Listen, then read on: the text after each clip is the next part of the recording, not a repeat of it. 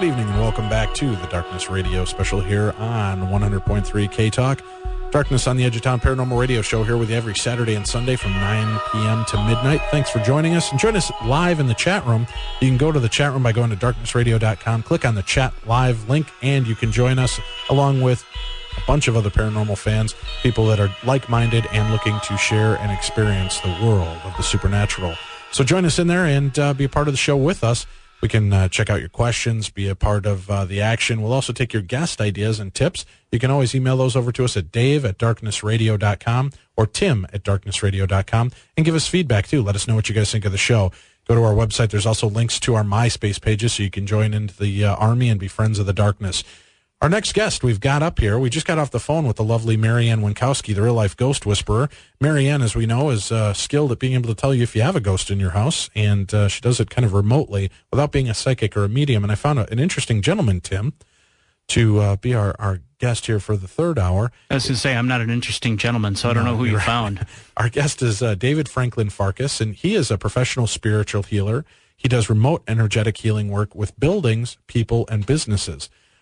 He's a technician of the sacred, and sacred means secret or that which cannot normally be seen. So let's welcome for the first time into the Darkness on the Edge of Town, Mr. Farkas. Good evening, sir. How are you today? Doing well. Thanks a lot for joining us. We appreciate you being here on the show. My pleasure. You know, I was interested. I had one of our listeners a while back sent your lead to me and said, you know, you should really have this guy on. He's very interesting with what he does. And I thought it'd be kind of an interesting bookend to tonight's show, talking to Marianne Winkowski with her abilities as a ghost whisperer. She can see the spirits in the house, but she can't interact with them. She can't do anything, but she can see where they're at, almost like a surveillance camera. She claims not to be psychic or sensitive in that sense, and she can't really, you know, she doesn't really put a title on what she does, but she needs to be there in front of the spirit, dealing with the spirit one-on-one, much like the TV show Ghost Whisperer. Now, with what you do something a little separately, right? Now, you can do remote healings or cleansings. And now, are you a psychic or sensitive yourself? I am. And the sensitivities have changed and expanded over time, but yes. And I started out as a hands-on healer working on people. And since my training was with two people that were essentially shamans, we always did things that had to do with clearing spaces and that kind of stuff. Well, help us out. For the listeners that are new to the show here on K-Talk, what is a shaman and what kind of abilities or what do they do? The word shaman is from a Siberian dialect, and it means the one who can see in the dark. In other words, the one who can see things that are normally unseen to other people. And actually, the technician of the sacred moniker that I use is an alternate translation, is the one who can change things that are in the dark. So shamans, there are shamans or medicine men in every tradition all over the world.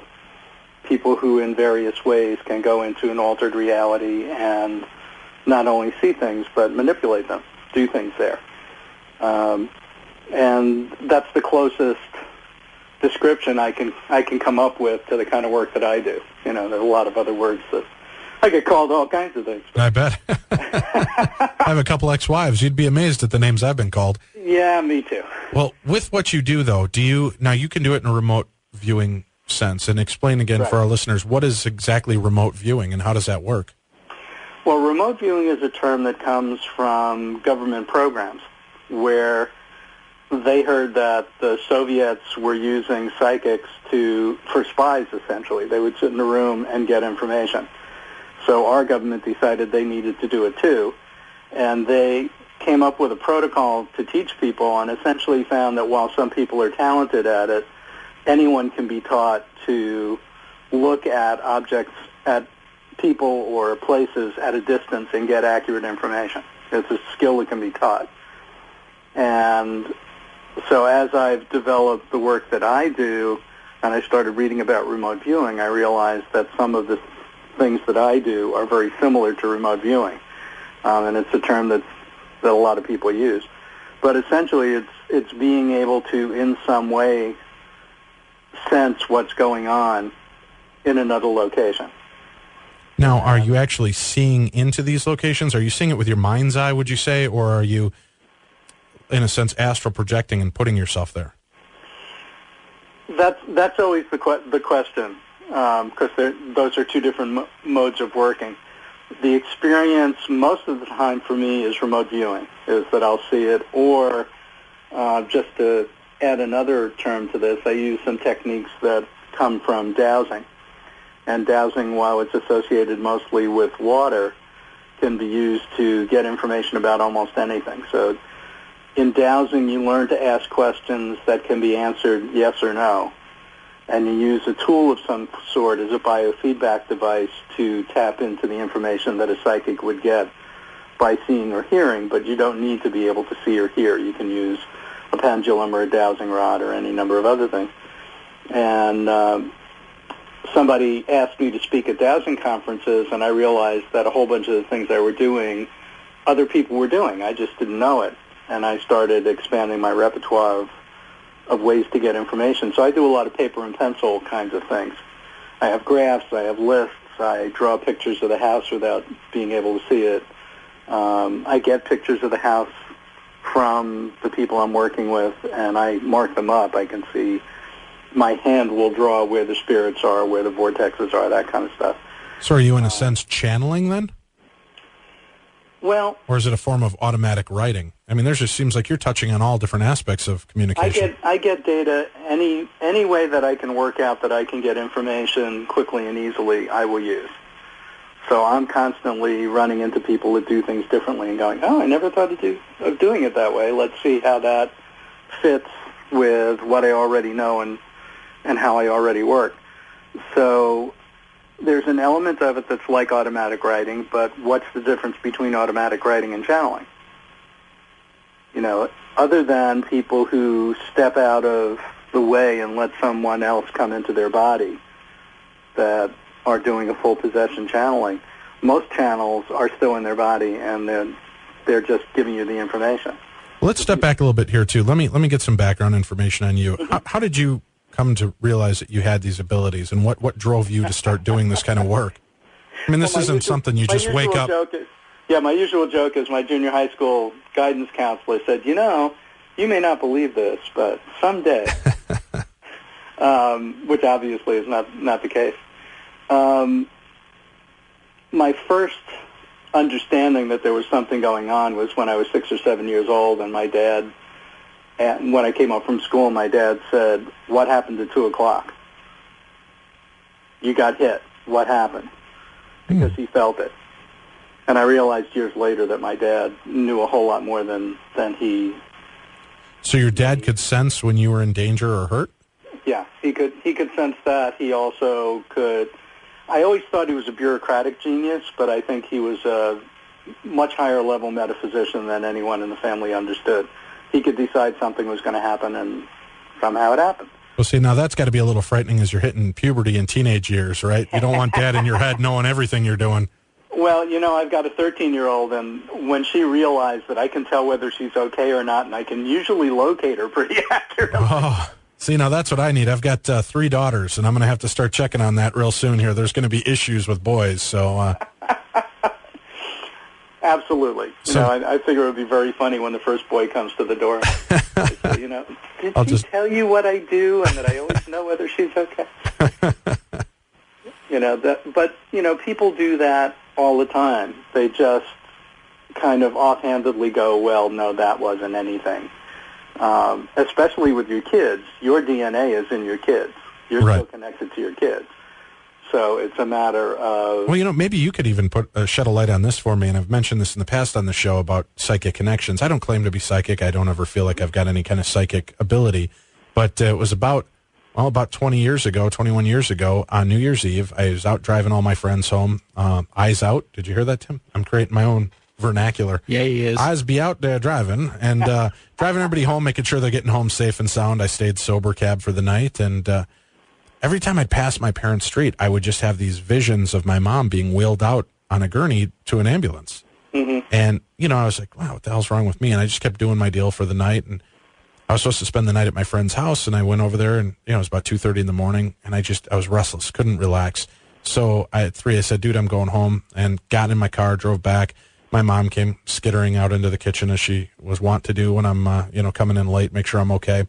She got the hair all messy, one eye pinched clothes, looking at me, and everything okay? I'm like, yeah, I just gonna have a quick, drink here and then go to bed. She said, well, I'll be right back. I'm gonna go to the bathroom. And she turned around and whoosh, bam, hit the ground.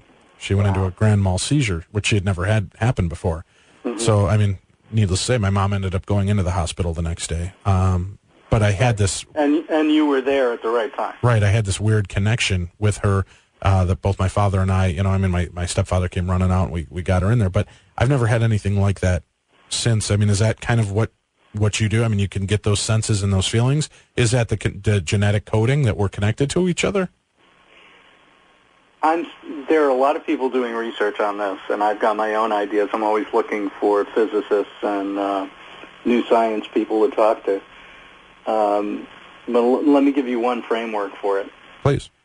If there's a number that keeps coming up, which is 10% or 90%, depending on which side of the equation you're looking at. Right. We only use 10% of our brain. But is that true?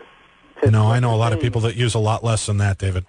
Right, but the point is they can't figure out what's going on in the other 90%. And the human genome, now that they've mapped everything that has to do with the physical body, 90% of it, they don't know what it is. They say it's junk DNA or it's vestigial, but that can't be because nature doesn't work that way. If it had no purpose, it wouldn't exist. It would have disappeared. Physicists talk about there being dark energy and dark matter in the universe. Right. They can tell by the mass affecting other objects in space and by the way light bends and a whole bunch of other things that it's got to be there. But it doesn't give off any electromagnetic frequency that our technology or the human senses can pick up, so they call it dark. That's 90% of the matter and energy in the universe. Mm-hmm. And then when people like me say, I'm working with some sort of energy which is connected to everything, they poo-poo it. I'm like, wait a minute. Right. You've only got 10% of everything that you can get a handle on, and you know that 90% of everything is something else, but you're not saying, oh, there's something going on that's been documented for thousands of years in every culture on the planet. Right. We should find out what it is. They're saying, oh, that can't be. Well, let's delve more into that. We have to take our first break here. You're listening to Darkness Radio. Welcome back to the Darkness on the Paranormal Radio Show. Our guest this evening is David Farcas, and he is an energy healer. He's able to help cleanse people's homes of spiritual attachments. And we were just kind of talking about his background and where he came from and the abilities that he has. Now, is this something that you think everybody can actually tap into? There's two schools of thought on this, David. Some people say you're born with it. Some people say it can be learned. Or is there a good mix of both? Well, I think it's like any other skill, sports, music, anything else. There are people that are talented, and there are people that work hard. And then there's Tim and I. If you happen to be talented and you never take lessons and you don't work hard, then, you've got a good ear or whatever your skill is, but you never get really good at it. And if you don't have a lot of talent and you work hard, you'll get good at it anyway. You just won't have the level of talent that someone else would have. But if you happen to come in with talent and work hard for a long time, then you wind up being able to do things that, pretty much nobody else can do. So it's both. And part of what happens with this kind of work is it takes a long... Shamanic work is essentially about learning a bunch of skills and understandings, but it's more about knowing that you can go into a situation not knowing what's going to happen, and you can stay grounded and do what needs to be done, that you can stay there and listen and take care of things. So in many ways it's about courage, and it's very much a warrior tradition. Okay. So my teachers, essentially set up situations that were off the charts strange and threw me in the deep end of the pool to see how I did. And, they go, oh, he's doing all right, Hey, that was pretty good. You didn't drown. I go, but what was that? And they wouldn't answer any questions because the questions were all from the conscious mind and the experiences were what was important.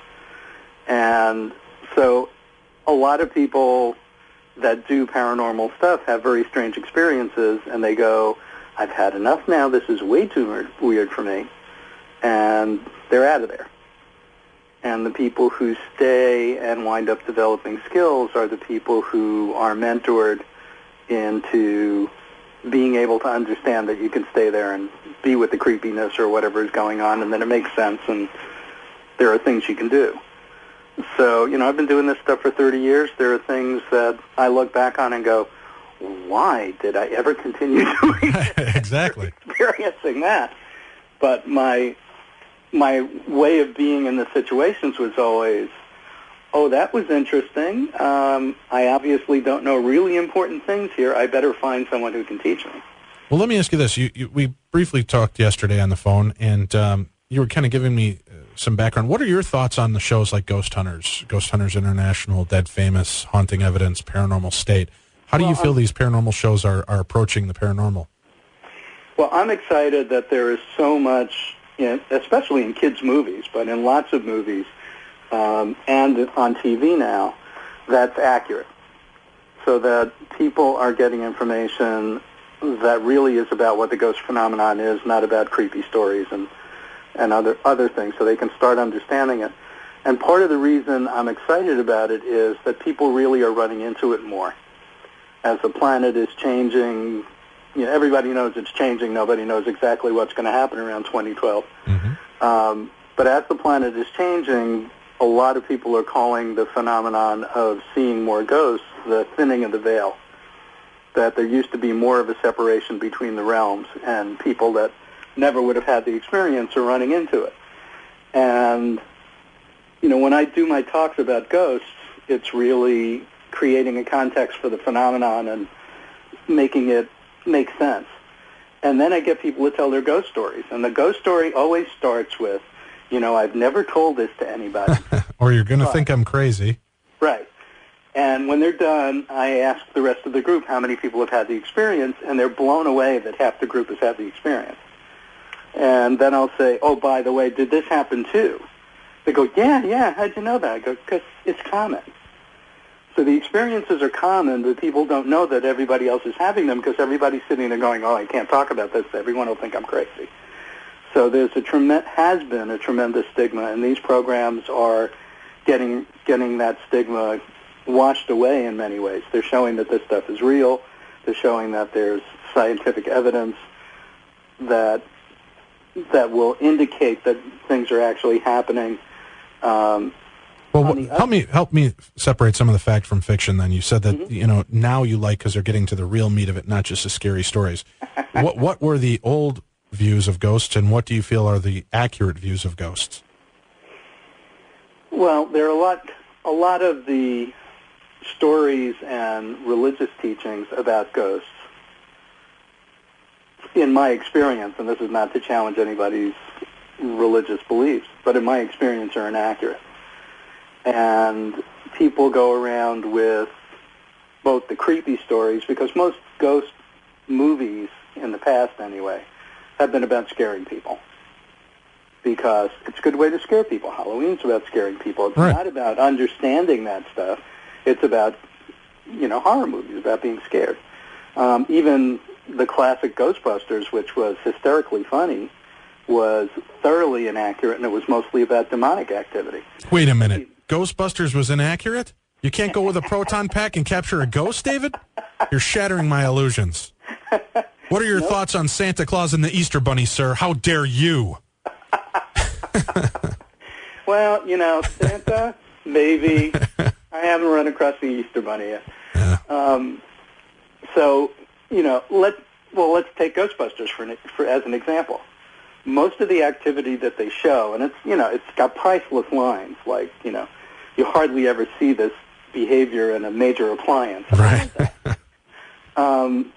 But the stuff they were showing, while it's things that could be real, had nothing to do with ghosts. They had to do with demons, which are totally different phenomena. Ghosts, in my way of looking at things, are the eternal part of human beings.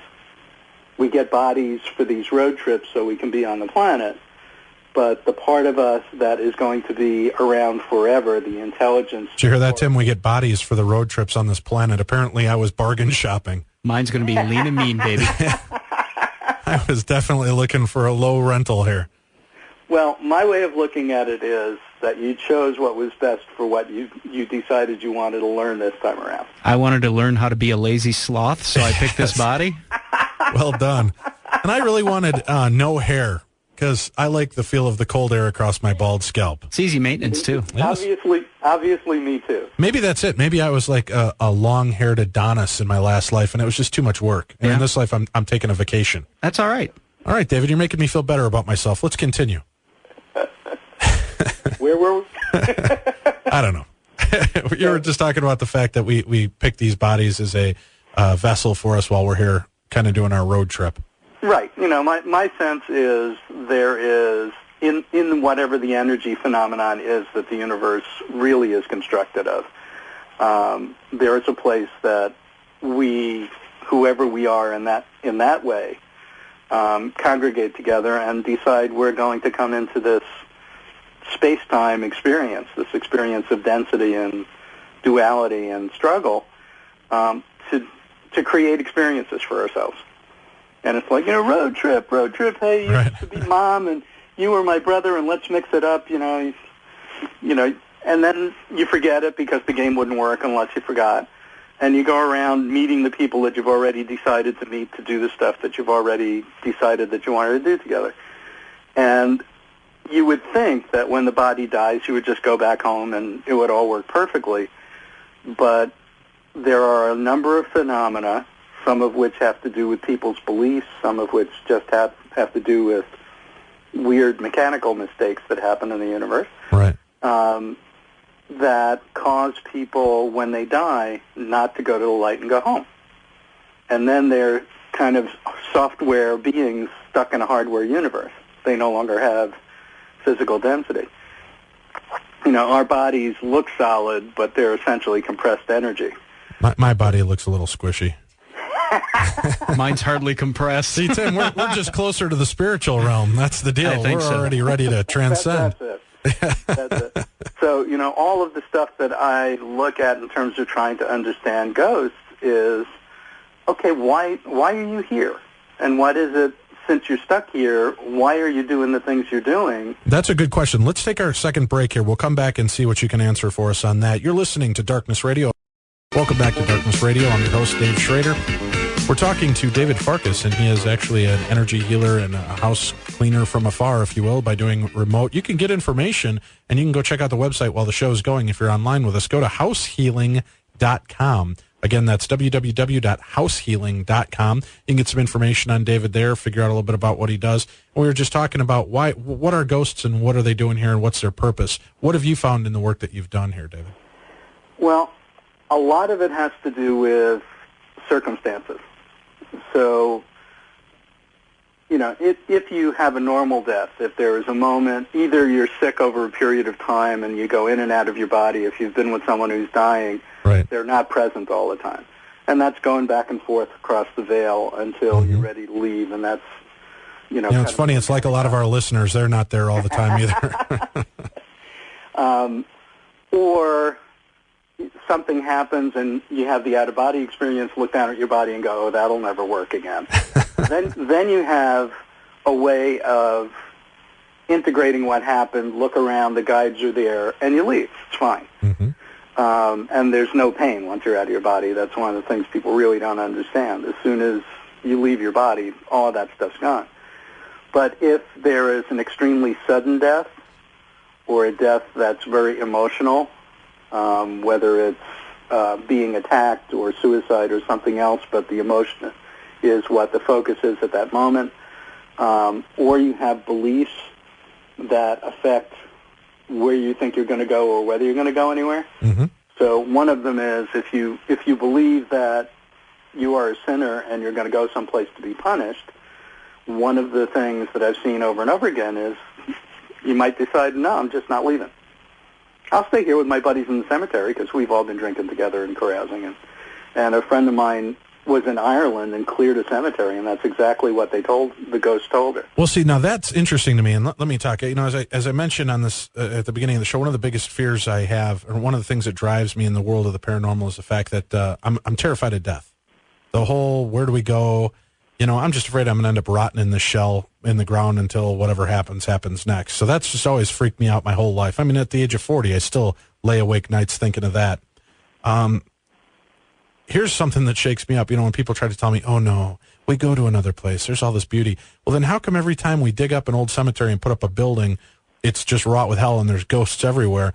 That shakes me back to the core of my fear that we are just sitting in our shell and all of a sudden somebody comes in and rousts us and we get pissed and we go try to take back the territory.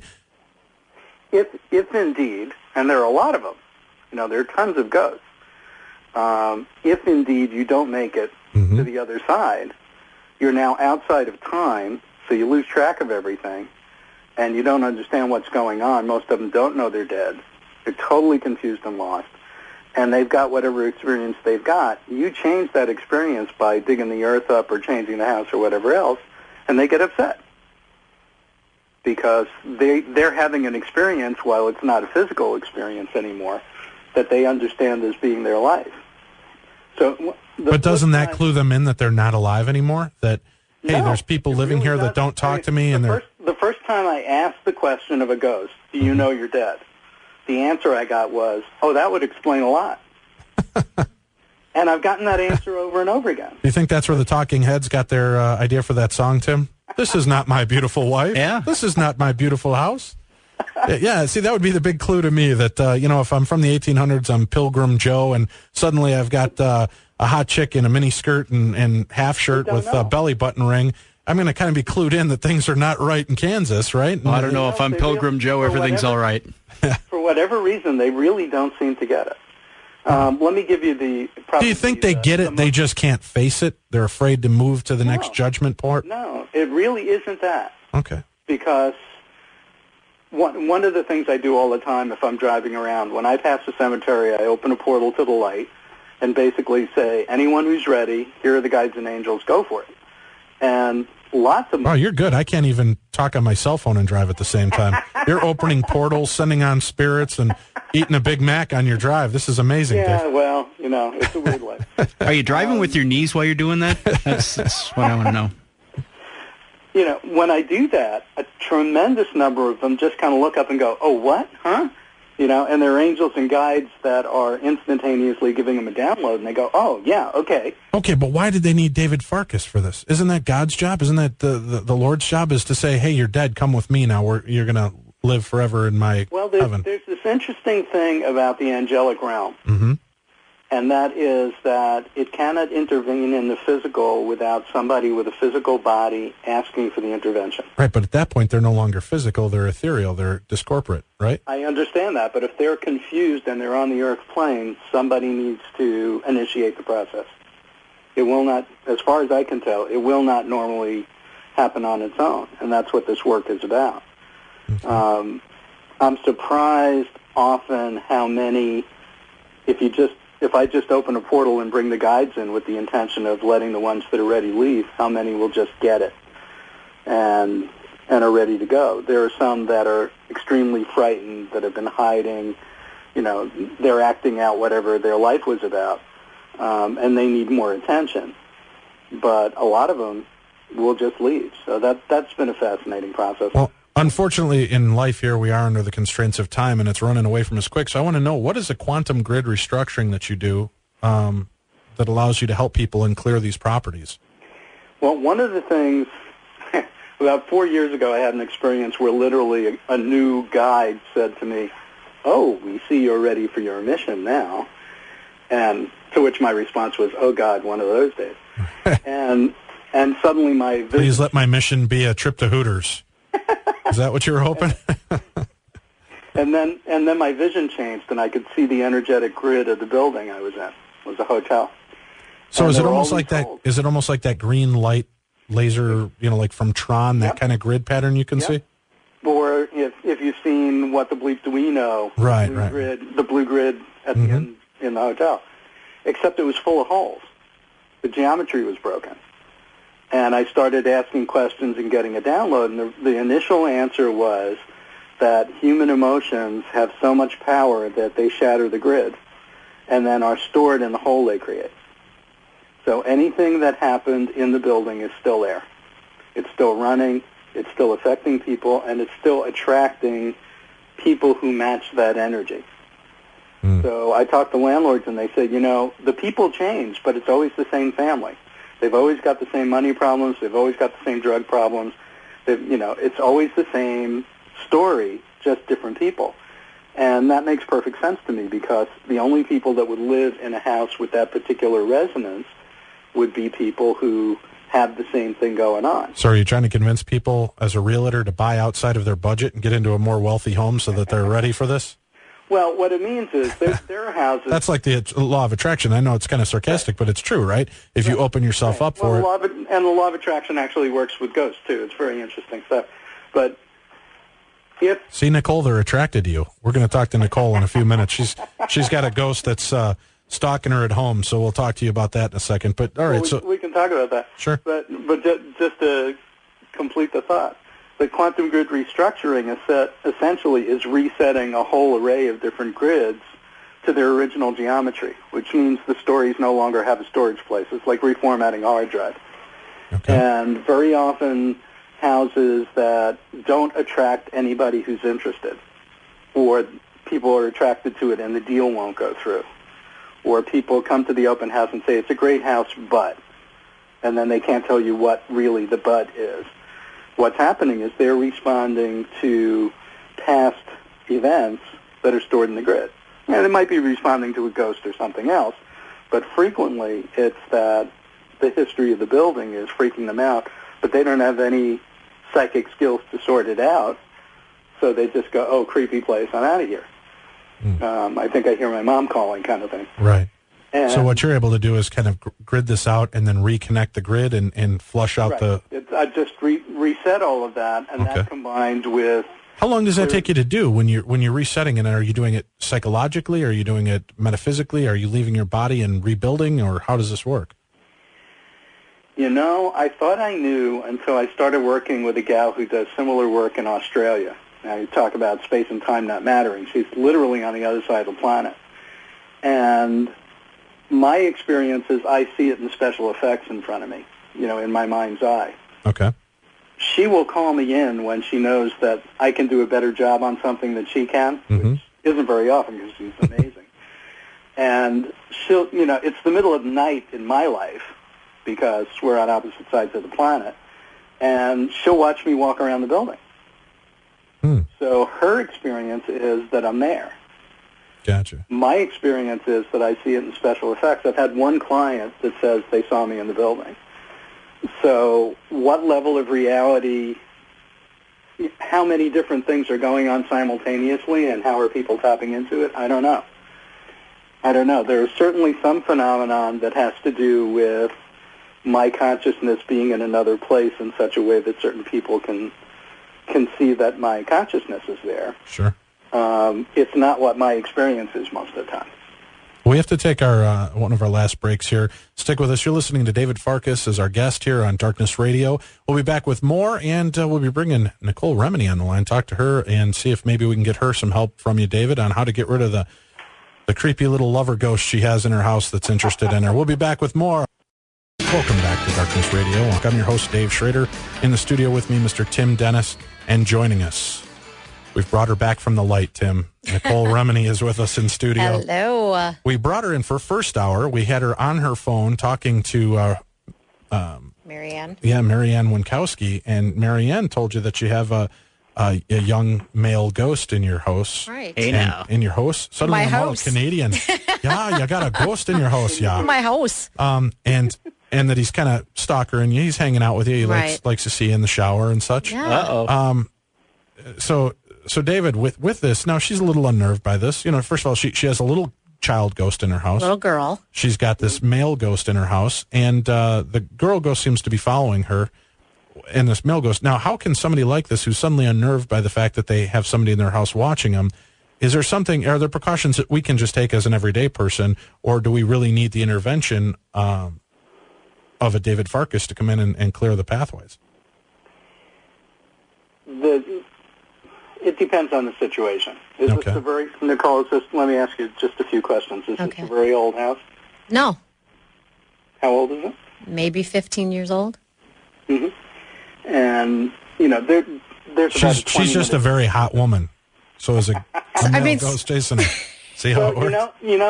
That happens a lot. Uh-huh. People will say, the basement's a little weird, but the only one who's having an experience of it is my son's girlfriend. I'll go, she's cute, right? And I'll go, why? So, because this tells me that it's a male ghost who likes good-looking women, and he's not coming out for you. He's not interested. Because they still have the personality they had in that lifetime because they haven't gone to the other side and gone back to being... Which is what Marianne just said in the first hour, yeah. Right. Well, she used the word stalker is what kind of freaked me out about it. Well, that's because he likes... There may be that quality because he may have been doing similar things. That's what freaks me out about it. Well, other than... What's your experience? Well, honestly, I've just kind of felt him. I felt another presence in the house. Kind of hair standing up on the back of my neck type of thing, but more experience with the little girl where she's waking me up at night. Or I feel someone standing at the foot of my bed or the side of my bed, and I immediately jump up thinking that maybe one of the kids are out of bed. Yep. And nobody's there. The experience of being awakened by a ghost while you're sleeping is extremely common.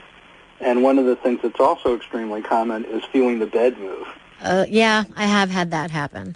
Right, which totally blows my mind because that's not them doing it intentionally. It's their memory of what their body would have done if they sat on the bed. Okay, that's interesting. Which violates all the laws of physics and everything else. It's like, oh, now we've got something to work with here. Breaking the law. Yeah, exactly. So what do I do? I mean, are you able to see even my situation? I'm actually right now trying to take a quick look. I usually have to get quiet, but I can usually get some answers. Okay. Well, you go ahead and get quiet. We'll talk to Nicole here for a second. When you feel the stuff, I mean, do you ever feel threatened or spooked by this, or do you just feel like there's just something here? I just feel like I think I've been feeling things like this my whole life, so it doesn't scare me anymore. Mm-hmm. I think I've been pretty open to it. That even, like I said, as a child, I told you this out at the state fair, that my mother always confirmed it for me. Yes, I heard that too. Yes, I know you felt that. So I always felt it was okay. Do your other siblings have that innate ability, or No. maybe they just don't talk about it? No one's ever talked about it, but we're a pretty open family. Nobody's ever talked about that. It seems that my mother and I are the only two that have those experiences.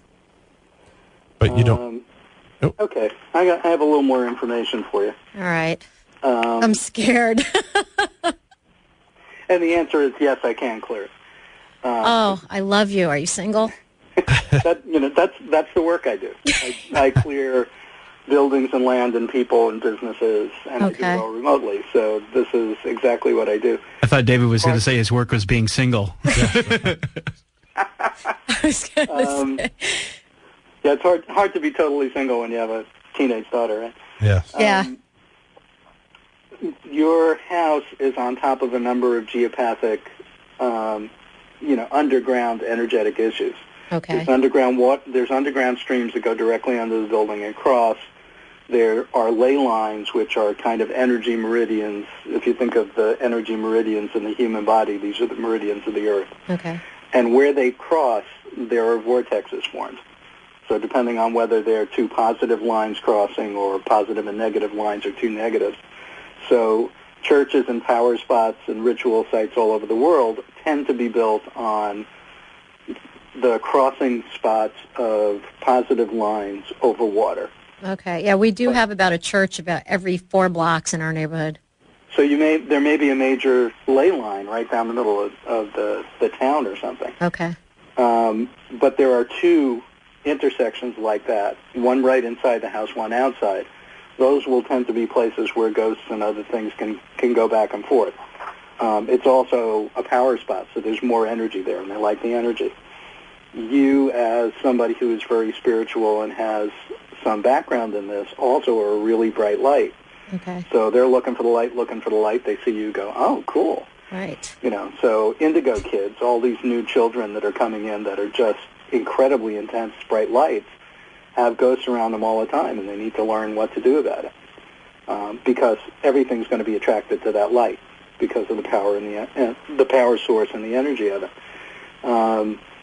There's also a space-time anomaly called a broken spirit unit or a ghost trap, which essentially is, as the ghosts are trying to go to the light, something gets in the way. Right. It can be technology, it can be an earthquake or something else that broke the grid, the grids I was talking about before. And they just lose the light, they get lost. And a whole bunch of them wind up being there because they're all going on the same path, going the same place. And suddenly space-time shatters, and there's this weird spot where these ghosts are lost. So typically, a psychic who doesn't know about that isn't going to find them because, in effect, they're not there. Right. And somebody told me about that, and I find them everywhere. So now so do you see mine from where you are? Well, I have a list of questions that I ask, and I get yes/no answers and numbers. So by the numbers, I know that. I also sketched out your house and did a little sketch of a map of your house to see where the ley lines were and things. So if I was going to do this for you, I would ask you for a couple of pictures of the house. Okay. And I would do Google Earth satellite photo. Okay. And then I've got a map from, a lot of people don't like doing that. They feel it colors the work. My feeling is the more data I get, the better. Sure. And since I do this automatic drawing thing, my hand will mark out where things are. Okay. So you've got a few ghosts, and you've got, these other issues, and they can be cleared. Fantastic. And if it helps you, Nicole, Tim and I will come over and hang out with you whenever you feel frightened. I can clear a room in a heartbeat. You've seen Tim at parties. The rooms clear very fast. Well, it gets really funny when my friends call me from hotel rooms. Right. Yeah, I bet. I can't sleep, and That's funny. Now, how can people reach out to you, David, if we've got about a minute and a half left on the show? How can people reach out to you, and how can you help them out? Well, the easiest way is through the website, www.househealing.com. And on the contact page is all the rest of my contact information. Email address is david@househealing.com. And my voicemail is 866-4, and then my last name, Farkas, F as in Frank, A-R-K-A, S as in Sam. Well, I'm calling you later for sure. Now, just so we know, so people do know this as well, there is a fee that's involved in doing house clearings because you are putting your time in. You're not necessarily charging to clear the ghosts. You're charging for your time that you put into doing the work to help these people, right? Right. I do a lot of planetary stuff and a lot of pro bono stuff, but in order for me to be doing this for a living, I need to charge substantial fees. And especially since I work with a lot of businesses and realtors, where they're making money based on my clearing the building so the building will sell. So, yes, there is a fee for it. All right, good deal. And you're giving a special discount to all Darkness Radio listeners from your normal $10,000 fee down to much less, right? Well, I haven't ever charged $10,000, but there are a couple of systems. I'm trying to give you help here. You're supposed to go, from $10,000 down to, see, that's your deal. Well, I'm happy to give a 10% discount.